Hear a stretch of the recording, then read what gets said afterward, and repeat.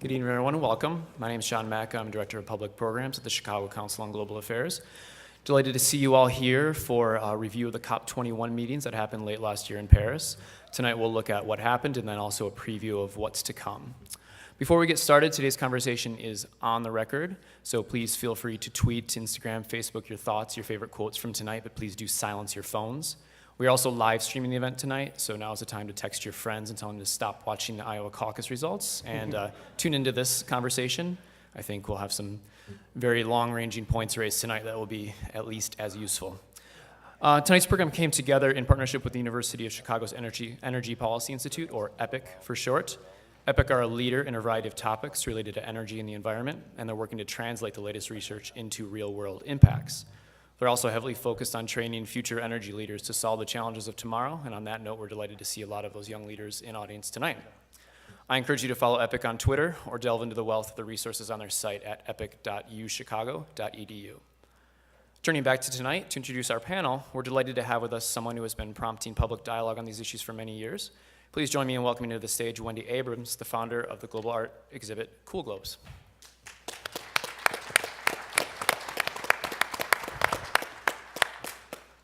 Thank you. I'm so happy to be here. I'm really excited about this topic.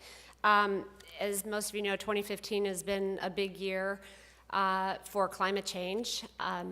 It was, again, broke the record for the hottest year in recorded history, breaking 2014's record the year before. That's the bad news. But the good news is, as most of you know, there was a conference in Paris, COP21, where the world leaders came together and actually signed a treaty to address climate change. The treaty that was agreed upon in Paris was to limit emissions of carbon dioxide and other greenhouse gases with the overreaching goal of limiting it to no more than 2 degrees Celsius above pre-industrial averages.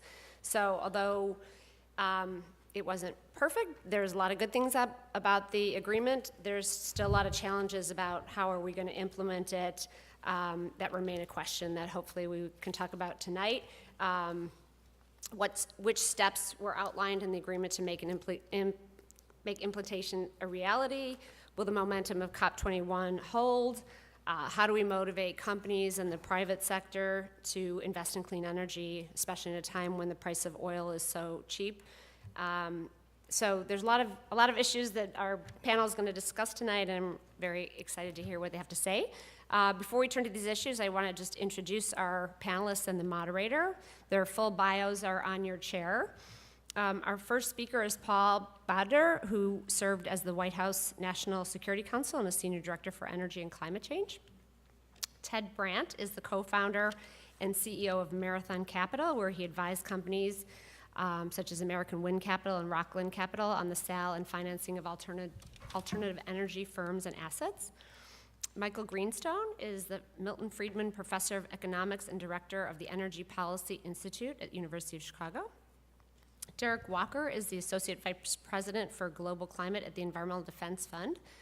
And we are pleased to have Ed Crooks as this evening's moderator. He is the U.S. Industry and Energy Editor at the Financial Times. So without further ado, please help me welcome our panel. Well, thank you very much indeed, Wendy. Thank you very much to you and to EPIC for inviting me to this great city in this fantastic room. It is a wonderful place to be talking, isn't it? Great pleasure to be here. Also great pleasure to be discussing this extremely important topic. As you said, there was tremendous kind of excitement and euphoria in Paris about the agreement at the end of COP21, but I think everyone would say that was really only the start of the effort to really tackle climate change in a serious way, and it's the steps that come after that that are really the important thing. So I think it's a great subject to be discussing, and a fantastic panel we have here to discuss it. So perhaps, Paul Bodden, if I can come to you first. So you were there. Perhaps you can explain to us a bit, just to kind of set the scene about Paris. What was agreed in Paris, and why is it important? Sure, and let me start also by thanking EPIC and the Chicago Council for the invitation to be here tonight. The welcome opportunity to leave Washington and discuss this important milestone with you folks. As you say, Paris was a very important milestone. It was the 21st time that the parties to this climate convention under the UN had met. So this agreement was achieved on the 21st attempt. So this is an issue that we've been grappling with for a generation, and it's been extremely difficult to get countries to the point that we've gotten to last December. Let me just describe what it is, and then later in the evening maybe we can talk about how we got there and some of the interesting twists and turns. So the right way to think about the Paris Agreement is that it enables the countries of the world to ratchet down their emissions, their carbon emissions, over the course of this century, so that by the second half of the century, the global economy has achieved a climate neutral state, meaning that the amount that we emit is roughly equal to the amount that the planet is absorbing back. And with the goal of holding the overall increase in greenhouse gas in temperatures to well below 2 degrees Celsius. That's the objective, to get from here to there over the coming decades. And Paris is a kind of, maybe best understood as a kind of machine that countries have constructed to help them get there. So the purpose of the machine we've discussed, the operators of the machine are countries, and the fuel that goes into the machine are national climate targets. Now, 188 countries put forward targets before Paris, actually, to describe where their emissions would be in the 2025-2030 timeframe, which seems like a long time from now, but actually isn't so long when you consider the long life of power plants and cement plants and steel plants and other assets that generate emissions. So that's the first turn of the crank of this machine. These 188 targets, where are we going to be in 2030? And the answer is, we will have made a lot of progress compared to the business as usual trajectory if we hit those targets. But it's not going to be enough. The world will still be on a trajectory to surpass 2 degrees. So we need to tighten up. And this machine will turn over in 5-year increments. Every 5 years, countries have to come forward with targets for 5 years later, and those targets always have to be more ambitious than the last round, and the agreement actually says they need to reflect the highest possible ambition that country can commit to do. Now, each country is different. The UN is not telling the United States what to do, just as it's not telling China or Chad or Uganda or any country what to do. That's not how the structure works, and we can get into how we got to that sort of bottom-up approach later. But the basic idea is that 5-year increments, countries come forward with targets, and a lot of what the agreement talks about is how do we make sure that we know what other countries are doing. There are legally binding transparency and accountability provisions to maximize our understanding and make sure that we all want to get there, right? But we want to get there making sure that our economic competitors are also making an effort. And we need to know that they're making that effort, and we can't just put their targets in a black box and say, well, I hope they're doing something. So a lot of the agreement is about making sure that we understand what other countries are doing. Because to leap back to a word used right at the beginning of that explanation, you said Paris, it's a sort of a mechanism that enables countries to cut their emissions. In other words, it doesn't force anyone to do anything, right? There's no compulsion there. That's right. Is that a right way to think about it? That's right. And I think that's one of the interesting lessons we've learned about dealing with climate change at the international level, is that it's hard to force countries to reduce their emissions.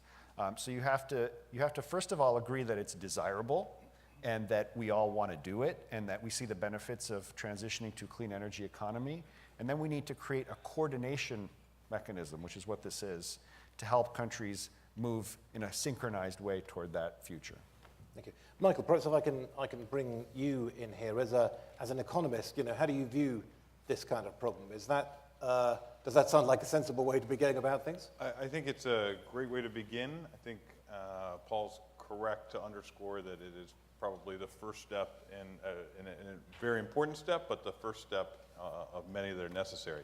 But I think maybe it's useful just, since probably not everyone in the room thinks quite as much about CO2 as probably the people on this panel, just to step back and ask, well, what is it that we're trying to do here, and what's the framework? And so I'll just start by saying, there's a lot of controversy about climate change, but at least from a pure kind of textbook, academic, economic standpoint, it is an incredibly boring problem. It is not one that requires much deep thought. And the reason is quite simple, is that we use fossil fuels. That's the coal that powers power plants. It's the natural gas that warms your house. It's the petroleum that's in your car that helped many people get here tonight. We use those fossil fuels to change the way we live and make our life better. Unfortunately, in the process of using those fossil fuels, CO2 emissions come out. Those CO2 emissions go in the atmosphere. They change temperatures. And then those change in temperatures lead to all kinds of changes in our economy. Some in a few places in the world will probably be beneficial, but by and large, as far as research has been able to show, most of those changes will be negative. And so it's a really simple problem that by using these fossil fuels, we cause this set of damages that happen. And the simple economic solution to that is people should pay for those damages. It's kind of a very polluter pays or fairness principle. It's certainly a principle we try to use at our house with our children, that there should be kind of an even playing field. And that even playing field in this case would be for there to be a price or a tax on CO2 emissions. And I don't think there's an economist out there who disagrees with that. So if only economists around the world, this wouldn't be a problem, right? I have that thought about 10 times a day. Wait, right. On a variety of topics. And so, what's the real challenge the real here? world The we real do live challenge in. is that the fossil fuels, part of why we use them so much is that they're very inexpensive. And they're cheaper than renewables and other low carbon energy sources if you do not account for this set of damages. And so if you were to level the playing field and when you were to purchase gas, you were to pay for the damages you're going to do, then that would alter the playing field and allow solar and wind and nuclear and things like that to play a bigger role in the energy system and bring down emissions, just as Paul was outlining.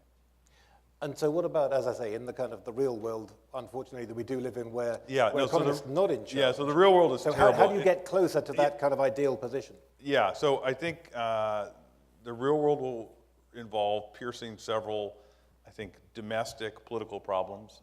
The problem is that the benefits are widely dispersed across the whole population, but the costs will be focused on particular regions.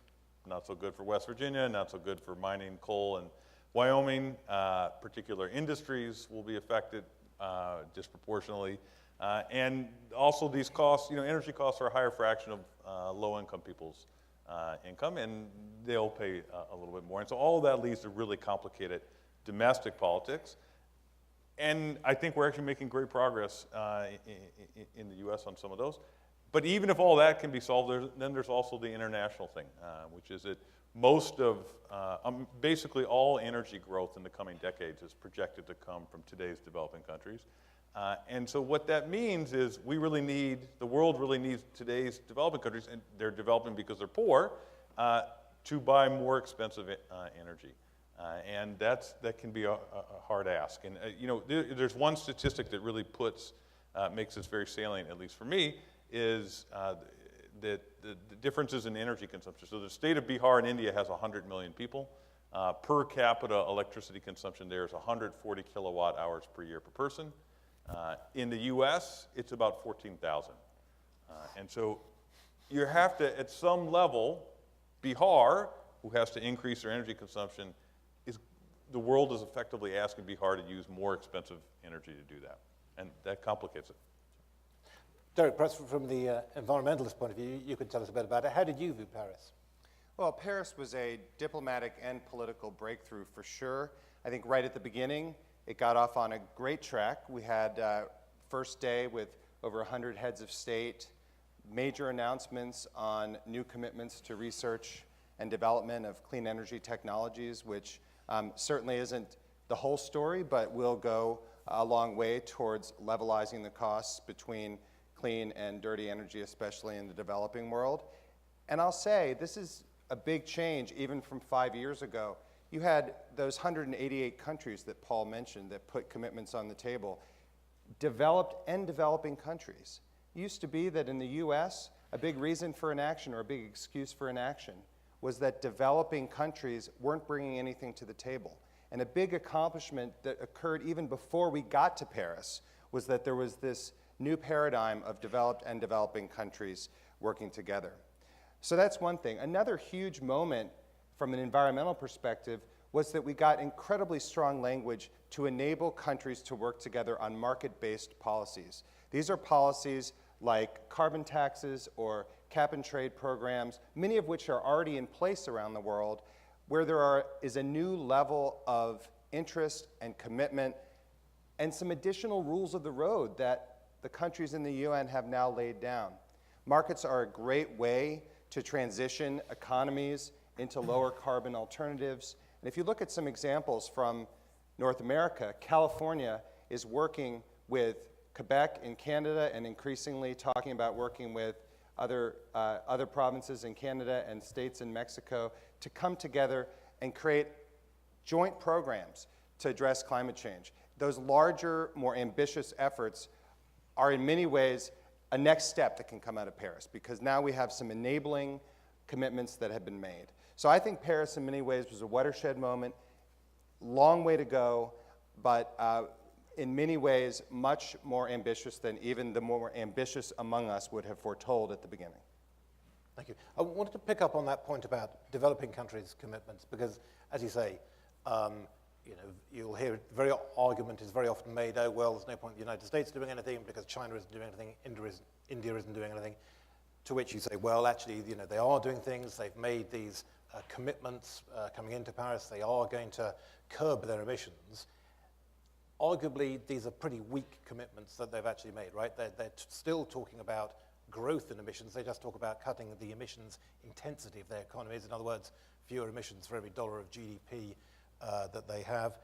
Are these really kind of serious promises? Are these kind of things that the United States and other countries should kind of take seriously and to act on, or are they actually pretty flimsy? Well, yeah, I mean, in the previous regime, there was a resistance by the developing world to even take on a target, how arguable it was or not. So we're in a new world where countries like China and India are in many ways leading the way. I mean, President Xi and President Obama, the diplomacy between those leaders in the last 2 years was an important stage setter for what happened in Paris. And so the proof will always be years down the road as we measure success. But thankfully, with Paris, we also have new tools to measure that success that we didn't have before. So, sorry, Michael, you wanted to come in and then Paul? Yeah, I just add on. I think what was really, I think perhaps when the history gets written, maybe an incredible step forward was the slaying of the, for climate nerds, the common but differentiated language, which was that basically put developing countries on a separate path with very few responsibilities. And the agreement with China, I guess now maybe 15 or 16 months ago, I think was an enormous step forward in breaking that. But to your question, I think what remains important is why will China and India and other countries like that see it as in their interest to reduce CO2 emissions? And my take on that is there's a lot of immediate concerns in those countries, and it's going to be hard for them to focus single-mindedly as in other countries on reducing CO2 emissions. But what is really, I think, a favorable path forward is the increasing recognition that the use, this very same fossil fuels that cause climate change are also causing horrendous levels of air pollution in China and in India. And that's impairing people's lives. Some of my own research suggests people are living several years less in India and China due to that air pollution. And attacking that problem can produce carbon dioxide benefits, and I think could be kind of an immediate, let's call it, bridge to the day where taking on CO2 as a first order of concern is in their interest.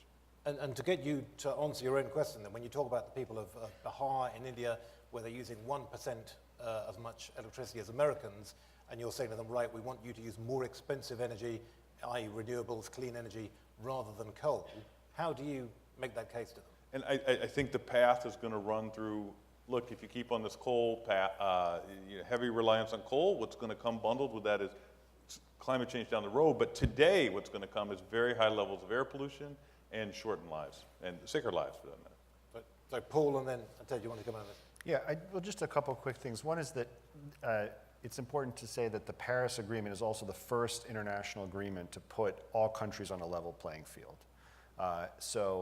Not that every country is expected to do the same thing, but the US and China are not in separate categories, which these two countries have been in the whole history of this climate regime, dating from the very first days. And so I think if anything, these targets that China and India and others have set, the risk is not that they're weak. The risk is that they will spur so much innovation and market growth in these countries that we will get left behind if we don't strengthen our targets over time. You know, one of China's targets by 2030 in terms of the pace of clean energy build out, they have to build a gigawatt, which is a lot, of clean energy every week. Between now and 2030, which is like a nuclear power station worth of clean energy every week. It's a huge amount. It's a hugely ambitious target. And you know, they have said that they will peak their emissions around 2030, if not before. I mean, that sounds like a long time from now, but it is, believe me, like turning a supertanker around. And you cannot turn a supertanker around on a dime. So they're in the wheelhouse spinning the wheel is what they're doing right now. And let's all root for them, but also make sure that we domestically are not being left behind and that this is a kind of race to the top. And on that front, I just want to say it's important not to overstate this expensive energy issue.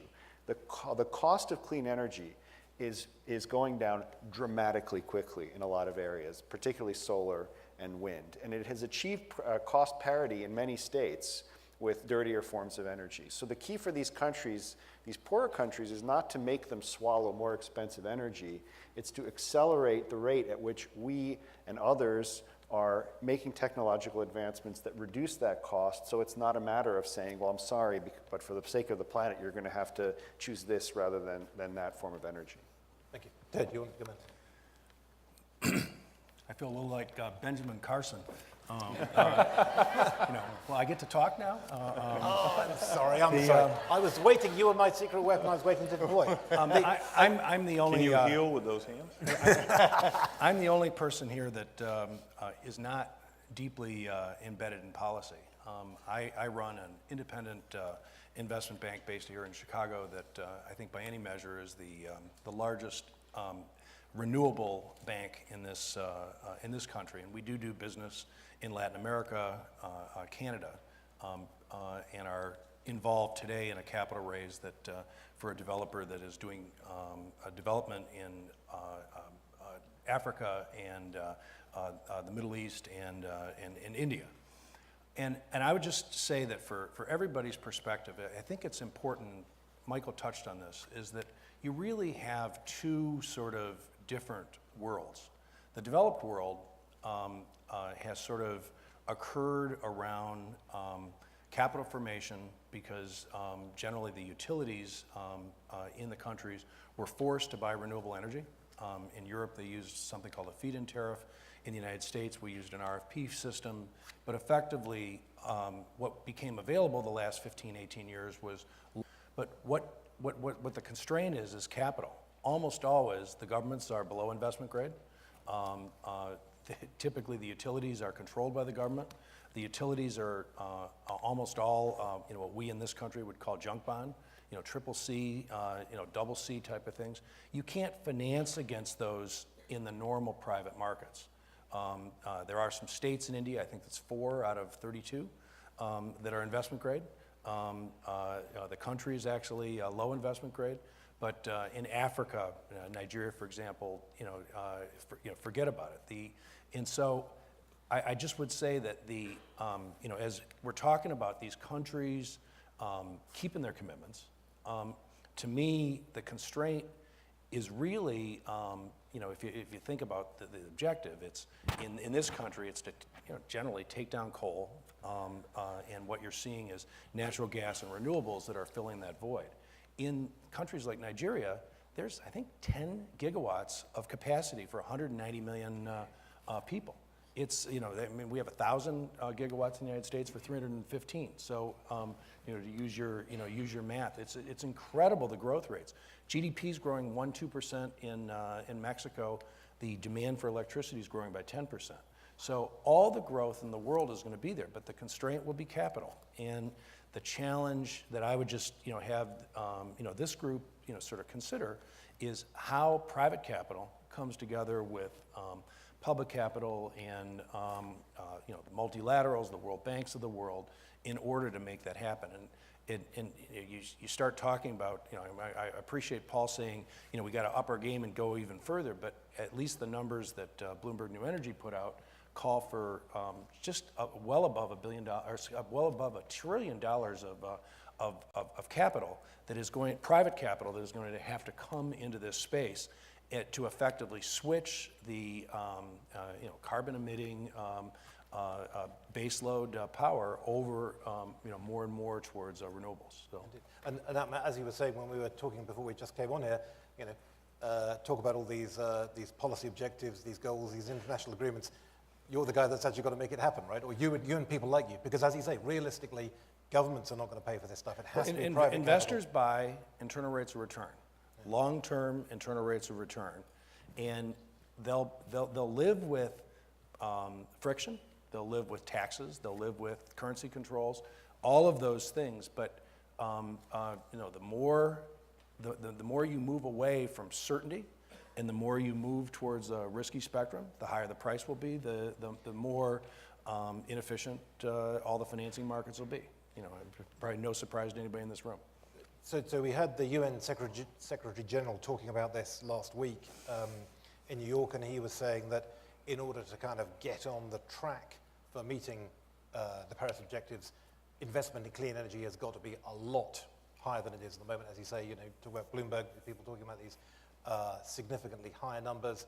The Secretary General had that figure. I think he said the world needed to double its investment in clean energy within the next 5 years by 2020, and that's from about I think 330 billion or so it was last year, then up to 660. Is that realistic? Can the world scale up clean energy investment that quickly? You know, I'll sort of defer. I'll just give you my answer. I actually believe if the environment and the returns are there, the shortage is always good deals, not capital. As long as the United States and the central banks of the world are running virtually zero real interest rates, I think there will be capital to go into places where there's a return. I think the open question will be the risk reward. You know, what's growing the wind and the solar business in the United States has been that investors have gotten a real return after inflation, after taxes. And the open question is, as people go around the world, whether that'll be the same thing. Sorry, Michael, do you wanted to comment on this? Yeah, you know, I'll just turn to the point I started with. For this, none of this really happens unless there's a fair playing field for renewables and low carbon energy sources. And so my response to Ted is investors will get all those things as soon as countries outside the United States, and the United States markets are not perfect, but as soon as countries outside the United States effectively have a price on carbon. That is, they tax the damages that using fossil fuels cause. And I think that, you know, my view is that that's the root problem, and until that happens, it's going to be challenging to bring all the capital in that's necessary. Not impossible. There's other policy tools, but and I'll pick a little bit of a fight here, just since we're probably shouldn't disagree with each other all the time. With Paul, I think the reason these policy interventions are necessary is because if you ignore the climate damages associated with using fossil fuels, then the fossil fuels are cheaper to a first approximation. You know, it is true that they're cheaper if there's an embedded base of capital that's already been spent. Yeah. That it's cheaper to, you know, run coal through a coal plant than it is to build a whole new system. But when you're dealing with, you know, Nigeria as an example, and you're greenfielding, it's amazing how close solar is becoming to you know, coal and gas. Yeah, it's not to deny the tremendous improvements, but you know, and again, now I'm going to pick a fight with Ted as well. Some of the statistics are a little Ben Carson. misleading. And the reason they're a little misleading is the numbers that people cite are what it would cost to add a couple, some electricity into the system, like on a very sunny day or on a windy day. And what that misses, this is not the case in Nigeria, I'm sure, it's certainly not the case in India that there's 24/7 electricity. But if you have a system that requires 24/7 electricity, which is what a lot of developed countries have, those injections impose costs on the system because the sun doesn't shine all the time and the wind doesn't blow all the time. And you have to have some backup for those moments when that's not happening. And that backup is an added cost that gets introduced into the system. Paul, you've been disagreed with, and also there are a couple of other things I think you wanted to say about the... No, I think there are three things that need to happen for this, and we already touched on two of them. One is we need good policies that incentivize this kind of investment in these countries, in every country, because you cannot shove private capital into countries where it's not incentivized to go. And using public money to try to do that is a waste of public money. You do need to have deeper capital markets in these countries, so it's not just U.S., we're not just trying to torque U.S. capital to go into every country in the world to solve this problem. There are pools of savings in these countries that can be tapped, but it's a matter of figuring out how to get them through the banking system so that they're applied.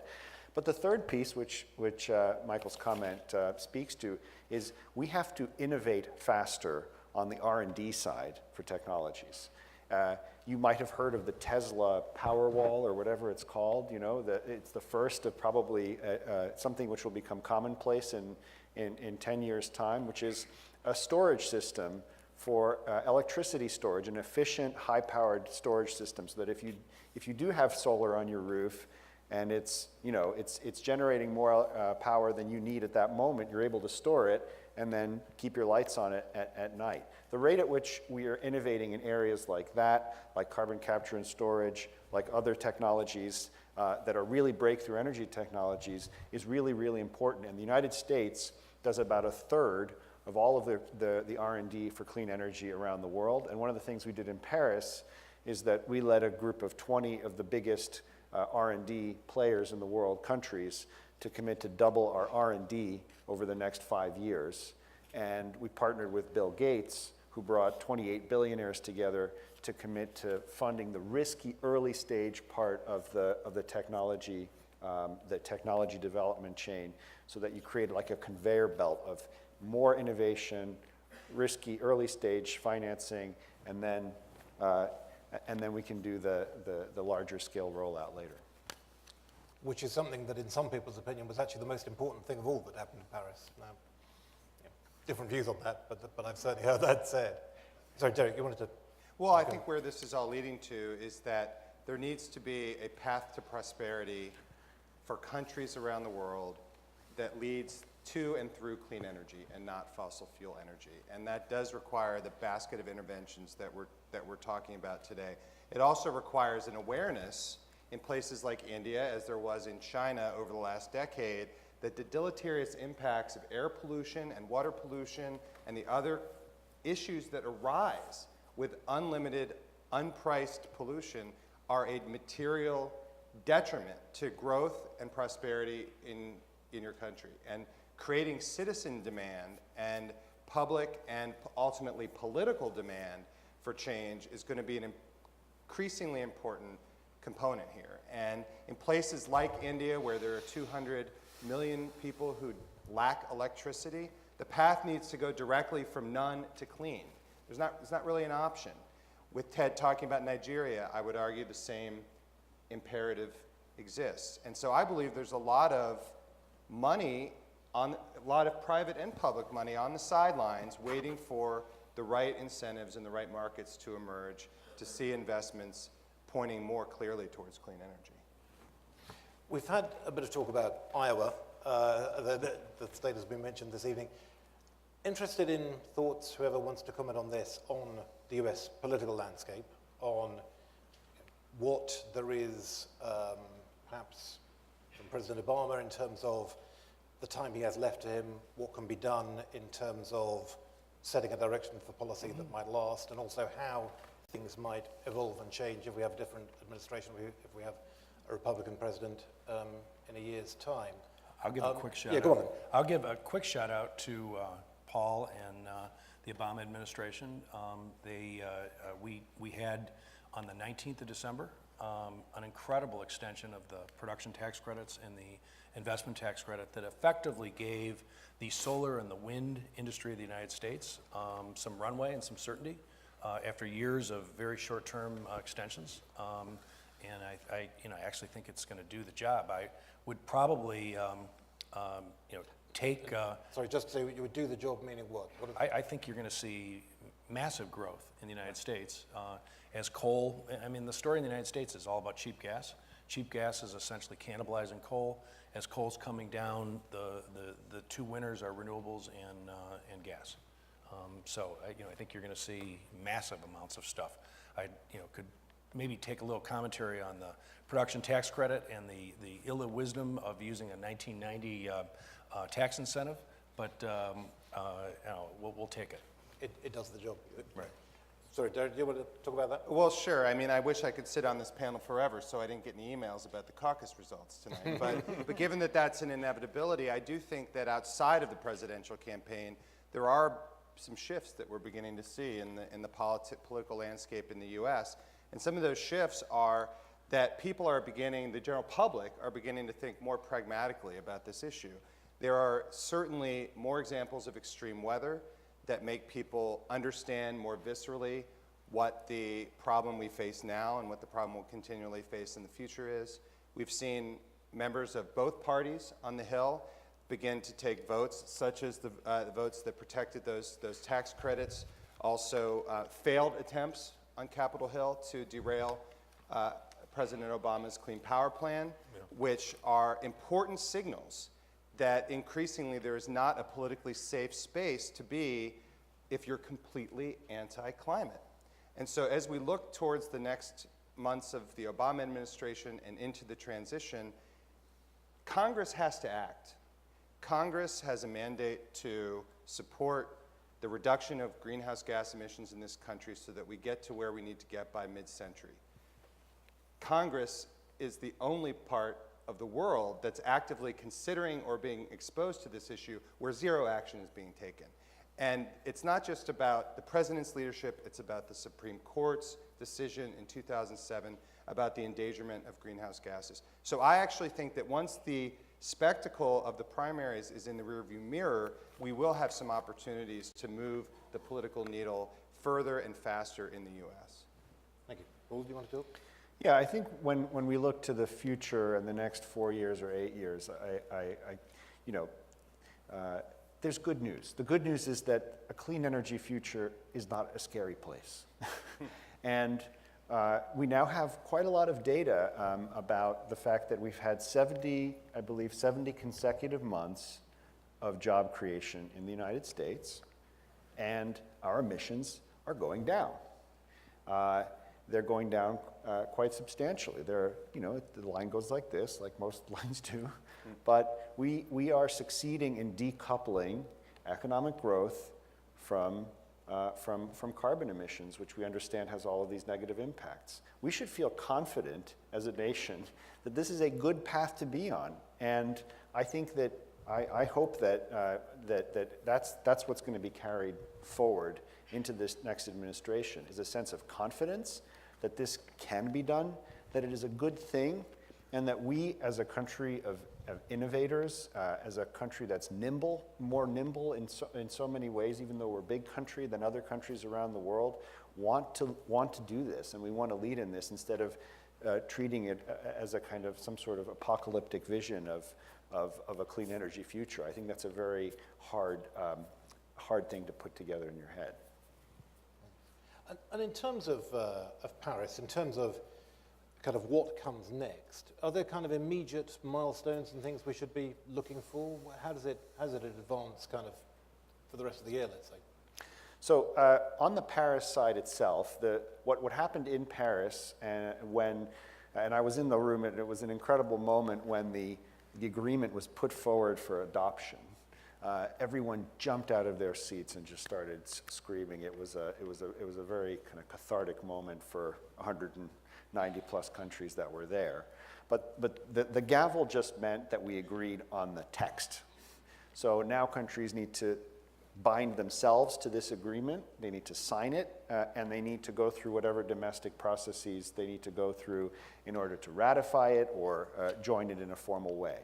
The agreement will enter into force only when 55 countries representing at least 55% of global greenhouse gas emissions have joined it. And so, you know, it's a numbers race from here on. We, of course, hope that that will happen relatively soon. We're going to do our part to make sure we're part of it. And to be clear about the US does not need to ratify it because it's not a treaty, right? So it doesn't go to the Senate. What happens here? It does not go to the Senate for advice and consent because it does not have legally binding targets or legally binding financial commitments. It has other parts that are legally binding. But in our system, it does not go to the Senate for advice and consent, given its form. So how does the US formally sign on? The president signs it, or what? Well, it's a process of the way that you do these things in international law, and the State Department will go through X steps and present it to the president. It's a formal process, but it's not a complicated one. Okay, so I'm going to open to questions from the floor in just a moment. So if people want to be thinking about things they might want to ask. But just before we do, I have one question I wanted to give to everyone on the panel first, which is, in terms of your kind of priorities for what comes next, for the next steps after Paris, for kind of beginning to turn the Paris Agreement into a reality and to actually make it something useful and constructive in terms of addressing the threat of climate change, what would you do? And I don't know who wants to start, but why don't we, if we start maybe Derek with you and then come down the line, what's your, if you were to pick one priority and say, okay, this is what we really need to get done, what would it be? Well, the door is open now for countries and states around the world to collaborate to develop markets for pricing and trading emissions that is proven to be the fastest way to cut pollution and transition to a low-carbon economy. Those guidelines are in the text of the Paris Agreement, and the framework is there, and now countries as diverse as Mexico, Korea, Canada, states like California, those jurisdictions can work even more directly and in earnest to build markets that ratchet down climate change emissions as quickly as possible. Thank you. Michael? Well, so that was my answer. That's why I went first. So let me just add to it, though. I think that should be complemented by, and very encouragingly, as part of the Paris Agreement, this was built into it. I think it's Mission Innovation, is that the name? Is that there should really be a collective global effort to continue to build on the remarkable decline in the cost of clean energy. And the U.S. government, I know, I think it'll be in the president's budget to double spending, just as was promised, on basic R&D, which is a fundamental role that government should play. And I think that is critical to happen. And of almost equal importance that it happen around the rest of the world as well. Thank you. Ted? I actually think that as countries sort of decide, we really want foreign direct investment, which is sort of part and parcel of we want,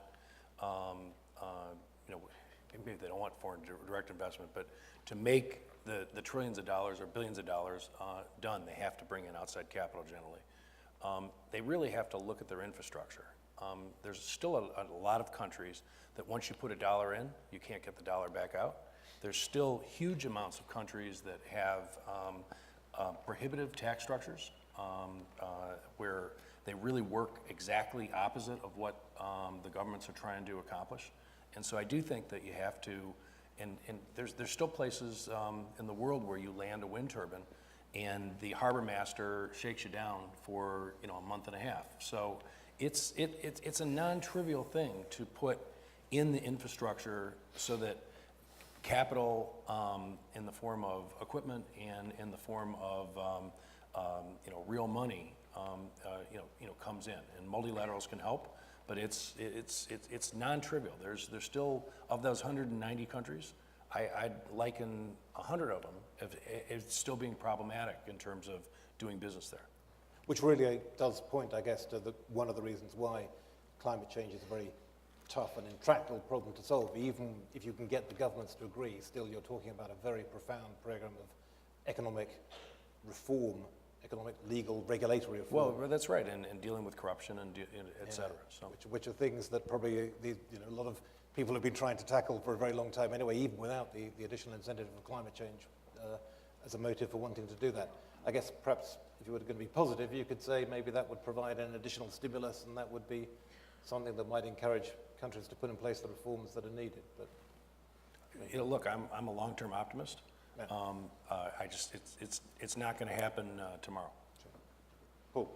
Well, two answers to that real quick. The sort of general answer, I would agree with everything that's been said and the importance of carbon pricing as a solution. I think if I were to think about it overall and figure out a metric for judging how we're doing, it's pace. How fast is this happening?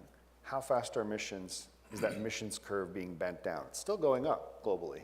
So it's not about going like this, but how fast are we making the changes we need to make? Because that's actually a really important factor. The amount that we cumulatively emit, both from a carbon point of view and from an associated air pollution point of view, a lot of lives and livelihoods depend on the answer to that. So for me, it all kind of boils down to pace.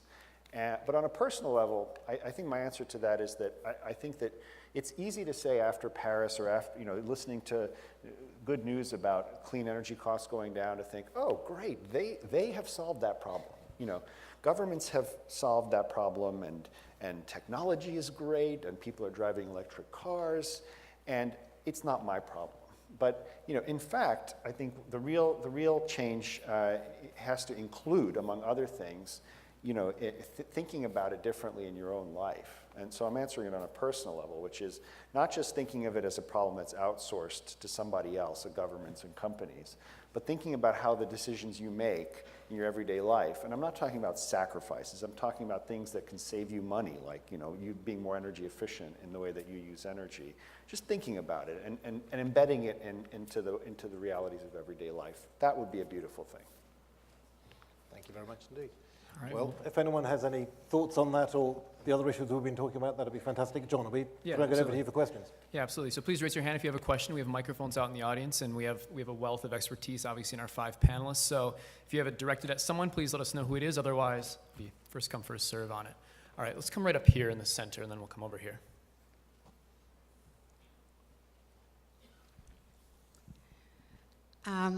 Is there any international discussion other than this emissions about some of the other factors, such as the methane from the ruminants and the cattle and increased consumption of animal products as one of the dangers that we should be dealing with? Derek might want to. Thank you. That's an excellent question. There's a whole suite of activities that need to be undertaken in order to do what we need to do to cut tens of billions of tons of greenhouse gas emissions by the middle of this century. And the issue that you mentioned in the agriculture sector is an important one as well. Methane, I'm very glad that you brought up methane, because 25% of all the global warming that we're experiencing right now comes from methane, because it's so powerful in the first 20 years after it's emitted. And so in addition to the issue you're describing, there's also a great opportunity which the president has been a leader on, which is controlling methane from oil and gas operations in the United States. And there's increased momentum around doing that, not just in the US, but also in Mexico and Canada, with new information about how cheaply that can be done. So there's different interventions and solutions depending on where you are in the world and what is really going to be able to be done cost effectively. But in no way is this discussion meant to suggest that there's any silver bullet answer. I mean, as I understand it, obviously we've been talking a lot about energy and about shifting from fossil fuels to clean energy here while we've been talking. As I understand it, one of the reasons why a lot of the discussion does focus on energy is because that is a relatively easy one to fix. We can sort of see a pathway towards reducing energy emissions by shifting to renewables and nuclear power. Agriculture is a tougher one to crack. I think that's, would I be right in saying that? Paul, is that fair? Yeah, so imagine you're New Zealand, okay, and you're the only developed country where emissions from cows are greater than emissions from people. But cows are still part of the human, economic system. Their missions are kind of because we drink their milk and we eat their meat and so on. So it is a head scratcher if you have to meet targets that involve reducing emissions from cows as opposed to reducing emissions from people. But believe it or not, there's all sorts of dietary supplements that are developed to make cows' digestion work better and reduce emissions. So it's a very interesting and diverse problem across many areas. So agriculture and chemicals and so on. And there is actually, someone's actually designed an apparatus that can fit onto a cow, right, to trap the meat. I've not heard that. I've not heard Google it, you will find it. It doesn't look terribly practical to me, but people have thought about it. I haven't heard about that. Take Sure. another minute. Let's go over here. I saw a hand here about the fourth row. Thank you. And first of all, I'd like to say thanks for your insight on clean energy. I work for clean energy, so it seems like I'll be employed for a long time. But my one concern is, where do you see nuclear energy fitting in? It's only been mentioned once, and that was in a comparative statement. So I'd like to see, do you consider that clean energy? It's extremely efficient fuel, and it is, you can power a lot with it. So I'd like to hear your insights on that. Thank you. Yeah. Yeah, I think the challenge with nuclear is this uneven playing field that I talked about. So nuclear has, like coal and natural gas plants, can offer baseload energy. That means you can have it basically continuously. It doesn't have this problem of only when the sun shines or the wind blows. And nuclear is effectively handicapped right now because emitting carbon through the use of fossil fuels is essentially free.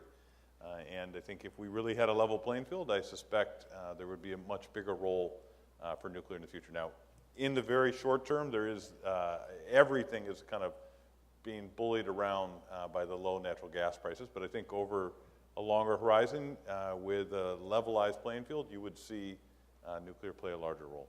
And it's hard to imagine a future without nuclear playing a bigger role. I was going to say, sorry, I'm just interested, is nuclear financeable at the moment? Can you get people to invest in nuclear? It's tough. It is financeable because the United States has been, I think the plant that's being built in South Carolina by Southern is being financed, but it's very, very tricky. It can only be done with government guarantees.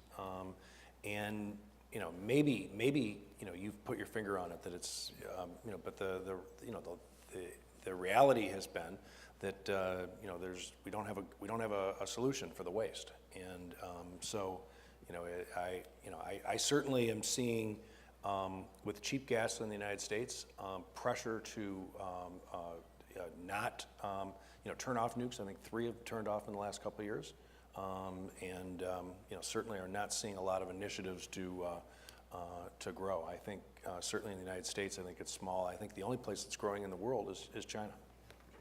I think there are some advanced nuclear technologies that Yes, we're some just smaller, learning about, right. and I think this is an area where substantial government funding and research into that would probably be wise. Well, what's the EDF's position? Traditionally, the environmental movement has not been very pro-nuclear, but there, you do hear some environmentalists say that because of climate change being the greater threat, they would now support investment in nuclear power. What's your position? Well, I think Michael and Ted both captured different challenges associated with the issue around costs and around waste disposal. And there's no question that in order to get to basically a carbon neutral world in the second half of this century, we can't be just dismissing any technology that can deliver carbon-free electricity. But as Michael was alluding to with the full social costs of everything we use to produce energy, we have to really be thinking holistically. So any technology that can meet those tests and can succeed in hopefully an increasingly priced world where pollution costs money, and where you have to factor in the very real impacts on people and ecosystems and communities, we shouldn't discriminate. We have to create a level playing field. But I acknowledge the challenges that these gentlemen have just mentioned. Do you want, the administration is pro-nuclear, right? Recognizing the challenges, a very large percentage of the clean electrons that are produced in the United States and many other countries come from nuclear power, and we are continuing to work on breakthrough energy technologies, but we have one that is a large scale baseload clean energy technology, and for circumstances where that's required, that you're not going to build a nuclear power plant of the current variety on a small island. You're not going to necessarily build one in Tanzania or a country where the name of the game is to get a lot of people who are widely distributed access to electricity. You can do that through other means. But there's no question that it has a role to play, and we'll continue to have a role to play in the decades to come.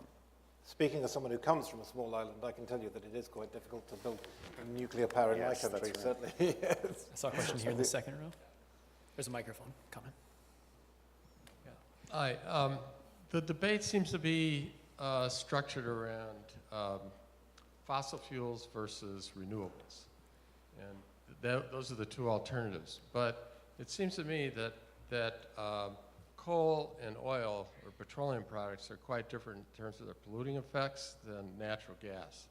And there's a tremendous amount of natural gas both being discovered, like in the Mediterranean and elsewhere, and also being turned into transportable ocean-going ships that can deliver it. So why wouldn't that be, or is that, maybe is the better question, is that sort of an interim solution until we can get the other technologies into a position where they're more affordable?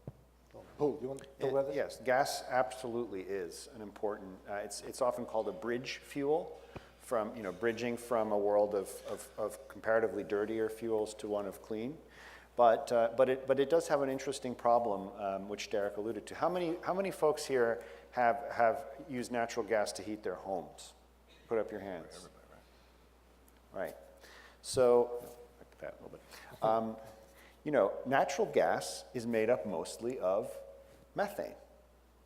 And it turns out that from the point where you extract the gas and transport it often a very long distance to where you use it, there are a million places where it can leak out.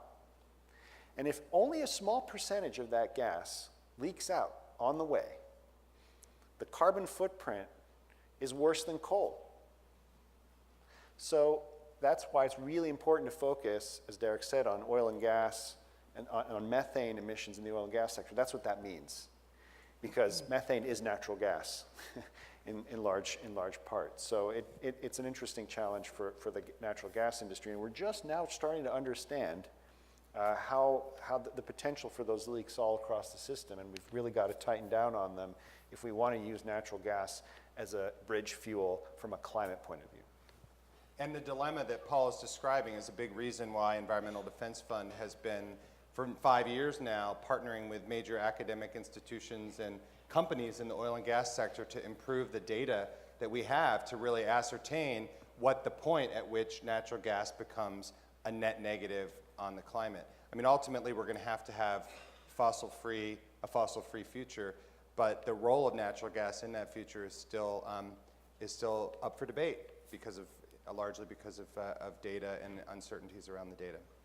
I would just say that at least in the short run, though, if they fix the leaks, and assuming then that's certainly what the natural gas industry is committed themselves to do, at $2.25 natural gas and 6,200 heat rate machines, natural gas has got a very bright future for the next number of years. Okay, we're going to come up here to the front row.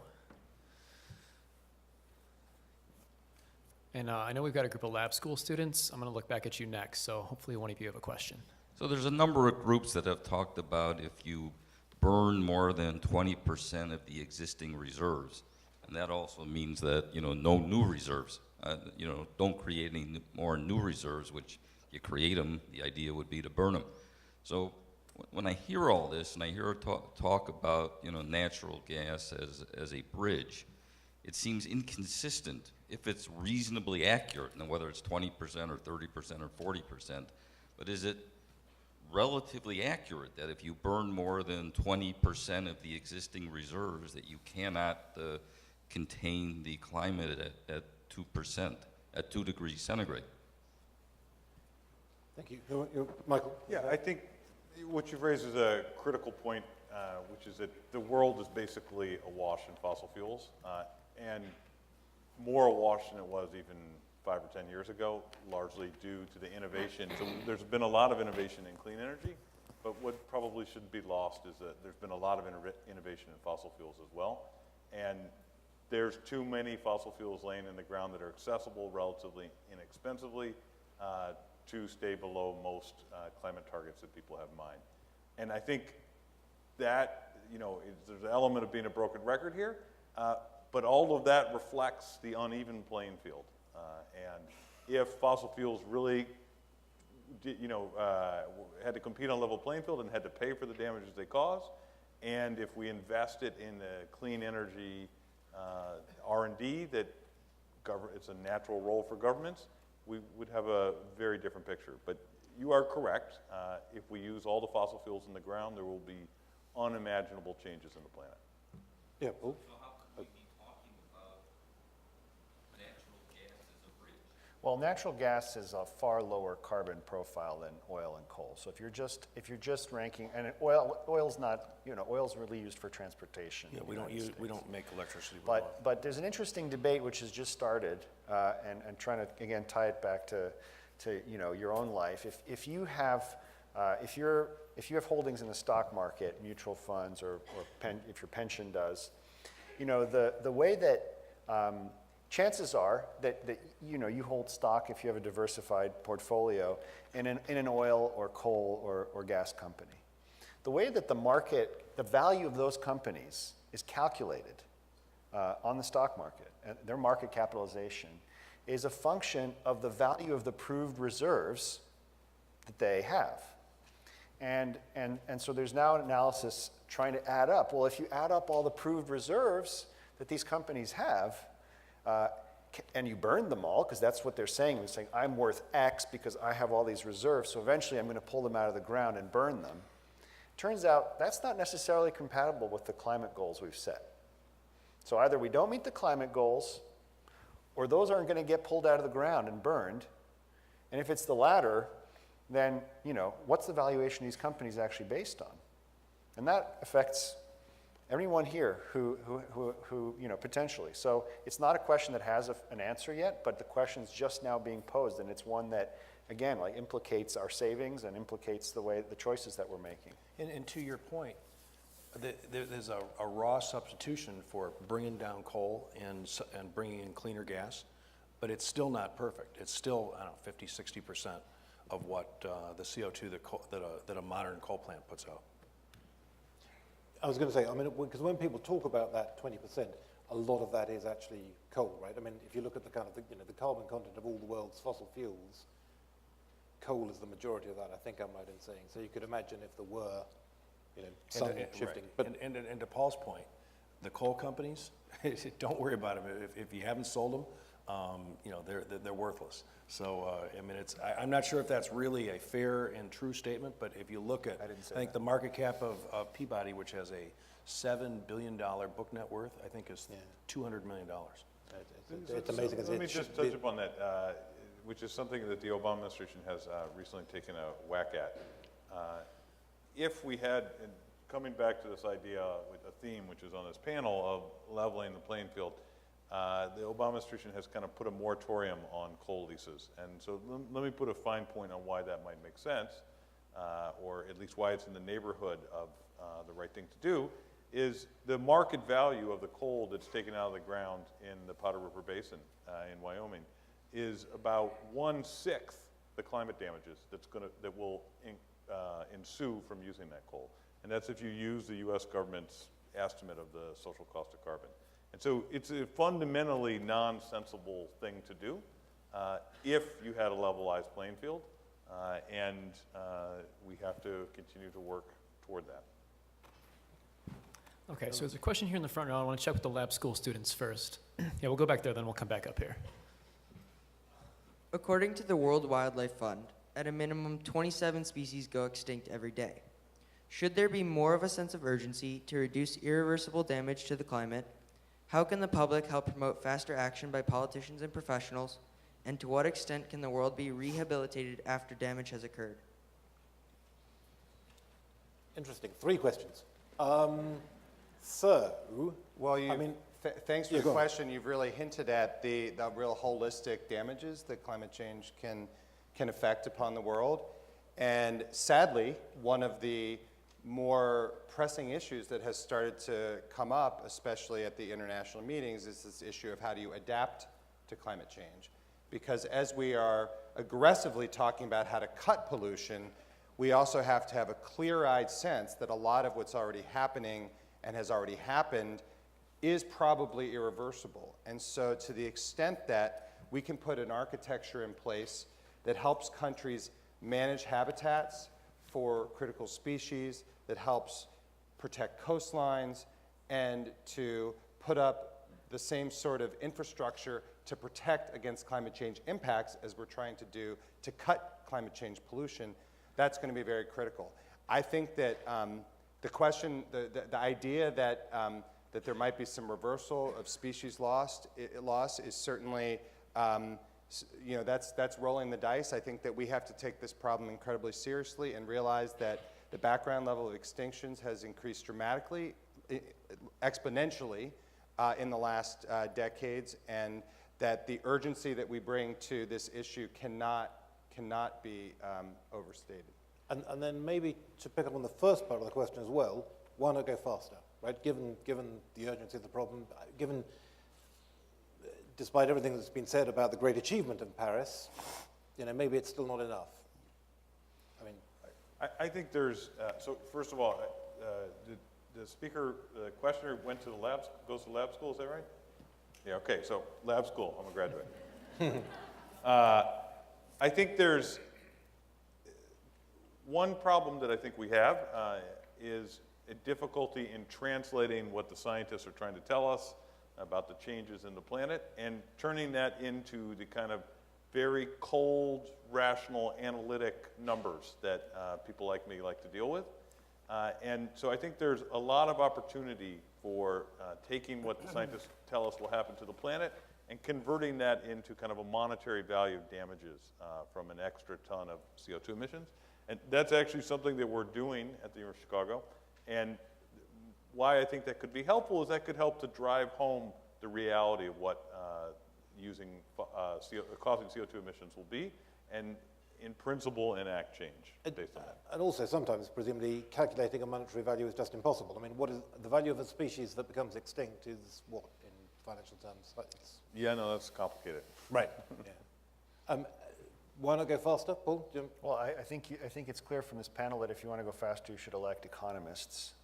That's not a good thing to run on, though. We can be sure of that. No, we need to go faster. I think we have in the last few years accelerated the pace from, you know, very slow to middling, and hopefully things reach a tipping point when technologies start to work together, like solar and storage, when the price of those technologies goes down. But again, like I said, the complacency is not an option, even though we've got some big headline about an agreement in Paris. And the other part of that question about what can the public do in terms of kind of bringing pressure on politicians, what's your, you know, what can the public most usefully do? Yeah. Well, communicating with your elected leaders, both before they're elected and after they've been elected, to make sure that the imperative that we all feel for this issue is translated to elected officials. You always hear that 75% of Americans support the Clean Power Plan, or 65% of Americans believe that we need to do something about climate change. And that's true, but we need to be talking to our friends and our neighbors and our communities about making sure that that imperative that we feel internally gets translated externally, whether it's when you're going to a meeting at the Iowa caucuses, when you're voting, or when you're going up to the Hill to see your member of Congress. Okay, great. I saw a hand up here in the front row. Was that still a question? Yeah. Oh, there he comes. Well, you began to answer it with your 65%, but it's my perception that we're experiencing the first generation of voters who really truly believe, understand, and are frightened by climate change. And that can have, obviously, the effect of rapidly accelerating the attacking of climate change, because I believe that these are people who are willing to pay the penalty that Michael's talking about we need to pay for. Is that true here in the United States, and is this also a global situation, and can it really accelerate our addressing of climate change? Well, can I say something about that? I think it's important when you go around and talk to people from a lot of other countries and engage in the diplomacy of climate action. We're really one of very few countries in the world where there isn't a broad-based political consensus across the political spectrum that this is an issue we need to deal with. So I think here it's still part of the political debate. Is it real? Is it not real? Should we do something about it? Should we not do something about it? That debate is over in most of the world. And part of the reason that it's over in the developing countries, by the way, is that we are insulated, more insulated from the effects of climate change overall than people who live in countries where agriculture, where a majority of the population is in agriculture. If you work the land every day, you see how you depend on the climate, on a stable climate for your livelihood, your family's livelihood. In this country, we have a fairly small percentage of the population who's directly engaged in agriculture. And we have the resources. Yeah, but a lot of them live in this state. Yeah. and we're also a coal state. And you have the resources to adapt to climate change if we must. A lot of countries don't have those resources. So, I think it's important to travel, frankly, to answer the earlier question from the lab school student. Travel the world and see how people live. And you'll understand that not everyone has the privileges we do, but that translates into a different way of thinking about this problem. Half my company is below 30, and I would say... you yourself, right? But I would say it's unquestionably that we're hiring against Wall Street and other people because people really do see us as one young guy said, if I work for you guys, I can do good and do well. So there's no question that you're seeing the generation diving in deep. But I agree, there's a major challenge, though, and that is that elected officials tend to readily dismiss the power of the younger electorate to turn out to vote and make their voices heard and therefore have their priorities felt at the voting booth. And that is something that also is starting to change, and I'm looking at Wendy because she's been a leader in mobilizing college students through her program, No Tomorrow. And there's also a lot of other efforts around the world really focused on the increase in the percentage of the population that is young, even under 18 in some parts of the world, means that you're right. These are the generations that are going to pay for it, but also just naturally we're seeing a more open-minded and more disposed towards action generation emerging. So maybe under 25s in the US could be kind of like the whole rest of the world, which is the debate's over. It's just that we need to demonstrate that those millennials have the political influence to push politicians to be in the right place. Okay, we're going to slip in one more really, really quick one. We can go right here in the front. Actually, we're gonna take two. Ask your question, then Wendy, I think you had a question as well. Is it possible to get to a clean energy future just through R&D and those kinds of things that lower the cost of renewables? Or is it going to require pricing carbon in some way to level the playing field? Let's get that one. Let's get Wendy's as well and answer them all kind of at once. Mine was really just a follow-up to your question, too. You mentioned the word penalty for a price on carbon, and I think what we're not talking about is a revenue stream, so that, yes, there's a price on carbon, but that also gives us a tremendous opportunity because while you're paying for this price on carbon, then you've got the $1 trillion, whatever you need to create the renewable energy infrastructure. So that there's your revenue source to do it. So I feel like there's not enough conversation about the opportunity from a price on carbon and not just being a tax and a penalty. So great. Well, we're going to test our panel's short-term memory. We're going to do one other one, batch them all together, and then we're going to do quick answers right behind you. Here. Then we're going to close.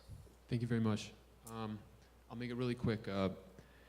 At what point does the scientific community feel we will cross a threshold that will effectively force us from soft tightening to compulsion? And we can all agree that our soft power has always been our leading strength, but Are we undermining our global efforts in the international community by setting such an example of disparity in per capita income, 14,000 versus 140? Fantastic, thank you. Okay, well, so two. First one about carbon pricing then, and possibly what can be done with the proceeds of carbon pricing, and is it necessary? Who wants to go? Well, we need a price on carbon, and Michael will tell you why. Again, no, I think it would be great if R&D was enough, but it has the flavor of hope as a strategy. And I think that's very rarely a successful strategy. Sorry, go on. What were you going to say? But the U.S. has largely succeeded in building an industry with state renewable portfolio standards, where each state effectively, as part of the PUC bargain, says, Mr. Utility, you're a monopoly. You have to step up and buy 20%, or in California it's 50% in electricity. That has been incredibly effective. And the PTC, ITC, I would argue the ITC has been incredibly effective in solar. The PTC has gotten some stuff done, but I would say it's a two-edged sword. I just to pick up on Wendy's point about the revenue. Yes. So the point she's making, which is a good one, is if you had a carbon tax or a carbon cap and trade, in principle that would produce all kinds of revenues, and there's a variety of mechanisms that could be used. They could be refunded to people directly. They could be used to reduce taxes on other things like income. And so it doesn't have to be viewed as like a increase in the size of government. One could hold government constant and just return the revenues. And that is a very appealing feature of carbon tax. And politically, when you look at how it might work, making it revenue neutral, in other words, any increase in the tax on carbon is matched by cuts in taxes on income, that probably looks like the one's most likely to win. Yeah, that deal is out there to be had. I'm sure there's one party It came close. ready, willing, and able if another party would meet them. Right. Cool. So maybe to address the gentleman's question, and not to sort of end on a somber note, but at what point do we move to compel? The fact is we don't have many tools in international relations to compel countries to do things. And what I would say is that the agreement we've reached is part of a journey.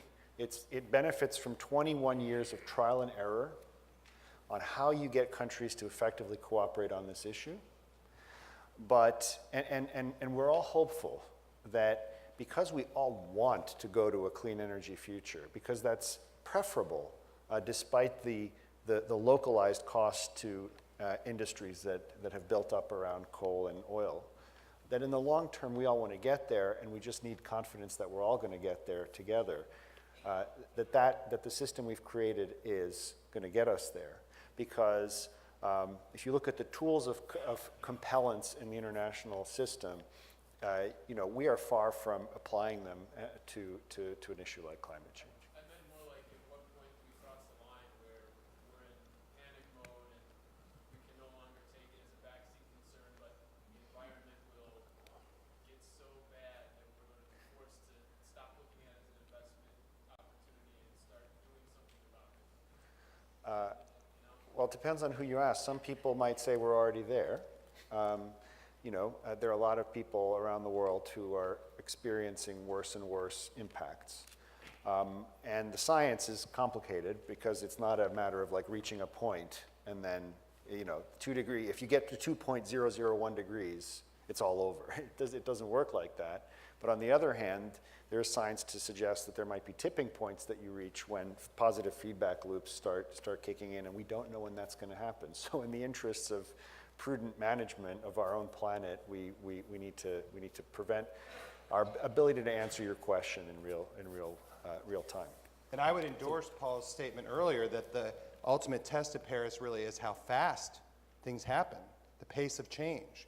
So that is going to be the legacy that this agreement and subsequent agreements are going to leave us with. And one thing I will point out is that Paul probably did, but none of us outsiders went to Paris and thought we'd end up with an agreement that included in the text, included the number 1.5 degrees, right?